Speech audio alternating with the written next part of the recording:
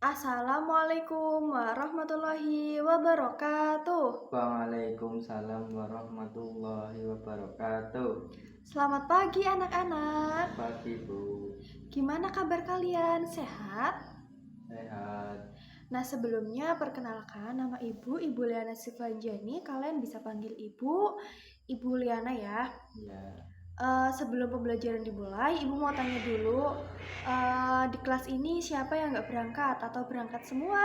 sehat semua Bu. Nihil ya, Iya. rajin. Nah, sebelum pelajaran dimulai, alangkah baiknya kita berdoa dulu ya. Bismillahirrohmanirrohim, berdoa mulai. Amin, berdoa selesai. Nah, pada pertemuan kali ini kita kan akan belajar IPA tentang siklus hidup pada pertumbuhan makhluk hidup. Nah, jadi setiap makhluk hidup maupun entah itu hewan, manusia, tumbuhan, itu kan semuanya itu kan pasti berkembang biak. Nah, jadi kan seluruh makhluk hidup itu kan entah itu manusia, hewan, tumbuhan, itu kan pasti mengalami berkembang biak atau pertumbuhan. Tapi itu kan beda-beda. Jadi itu berkembang biak itu kan salah satu ciri makhluk hidup. Dengan berkembang biak, makhluk hidup bisa memiliki keturunan dan mempertahankan lawan jenisnya. Nah, yang pertama itu kan ada perkembangbiakan pada makhluk hidup manusia. Nah, jadi pertumbuhan pada manusia itu kan diawali dari saat mereka tuh bayi ya.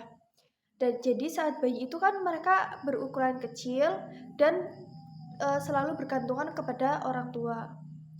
Nah, bayi itu kan belum bisa beraktivitas, jadi itu kan masih dibantu orang tua. Cara berkomunikasi bayi pun itu kan melalui tangisan.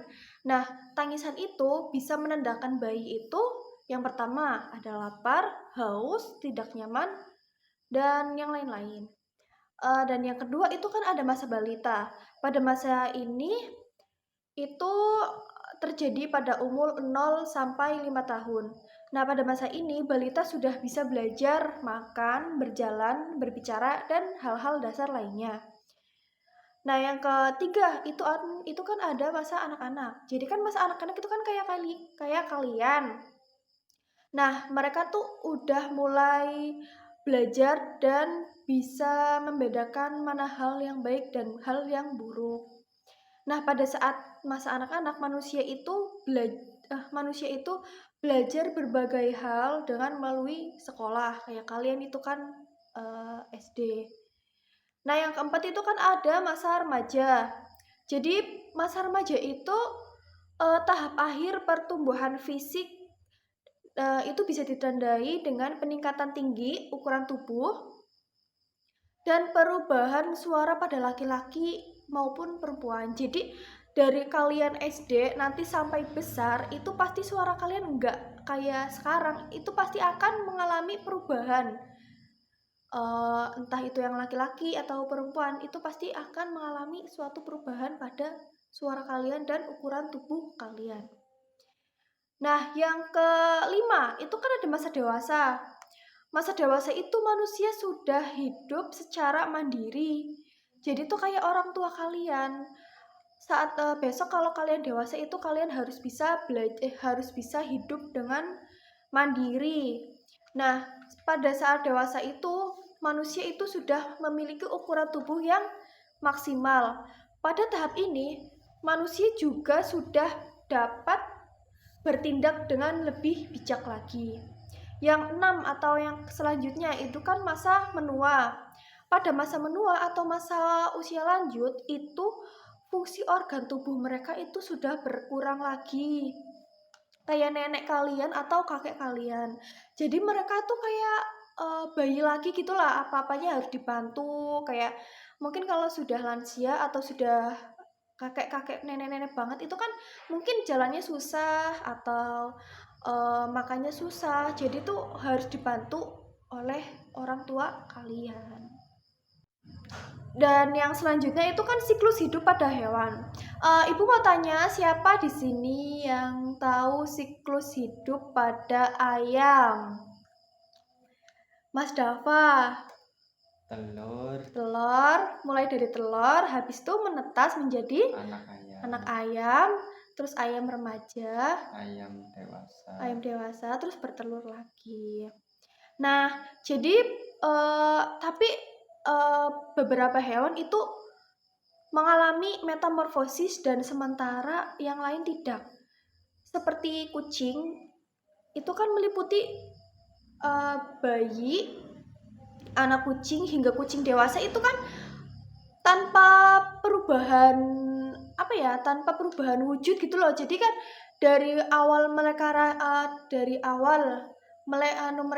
anak kucing itu lahir itu kan tidak ada perubahan fisik mereka, kecuali kayak tadi kan misal kayak kupu-kupu itu kan dari telur ulat itu kan mengalami perubahan fisik. Kalau kucing kan tidak.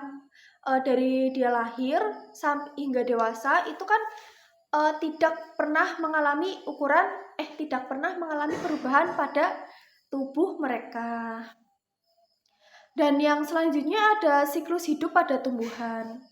Secara umum, tumbuhan memiliki persamaan dari tahap biji, kecambah, tumbuhan muda hingga tumbuhan dewasa.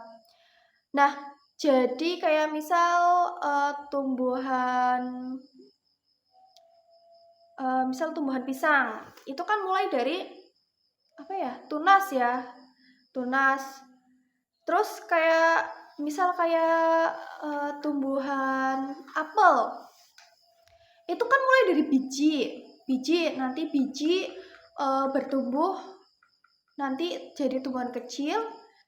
Terus daunnya mulai melebat, nanti jadi pohon, nanti berbuah, terus berbunga dulu, berbuah, lalu berbiji lagi. Nah, contoh siklus hidup pada tumbuhan itu kan yang pertama itu kan tadi kayak misal siklus hidup mulai dari biji, nanti biji akan berjatuhan ke tanah mengalami fase perkecambahan. Pada fase ini terbentuk bakal akar, terus batang hingga daun. Pada masa ini habis itu kecambah itu kan akan tumbuh menjadi tumbuhan kecil. Pada tumbuhan kecil ini akan semakin tumbuh menjadi tumbuhan dewasa. Nah, tumbuhan dewasa itu kan akan menghasilkan bunga atau buah, lalu itu akan menghasilkan biji yang lalu akan menjadi kecambah lagi. Itu akan berulang-ulang terus. Nah, yang selanjutnya itu tumbuhan itu kan dibedakan menjadi 3 macam. Yang pertama ada tumbuhan tahunan, terus tumbuhan yang 2 musim, terus tumbuhan yang berbunga. Yang pertama itu kan tumbuhan tahunan. Pada tumbuhan tahunan, tumbuhan itu seperti pada tumbuhan tahunan itu kan berkecambah, mekar, berbiji lalu mati dalam 1 tahun. Di akhir hidupnya, tumbuhan ini akan menghasilkan banyak biji yang dapat ditanam kembali. Yang kedua ada tumbuhan 2 musim. Tumbuhan 2 musim itu menyelesaikan siklus hidupnya dalam 2 tahun. Tahun pertama itu kan tumbuh akar, batang, dan biji. Lalu tahun berikutnya akan berbunga atau berbuah dan berbiji sebelum mati. Contohnya itu tumbuhan bawang-bawangan. Nah, yang ketiga itu ada tumbuhan berbunga. Tumbuhan berbunga dapat hidup bertahun-tahun, biasanya berkayu,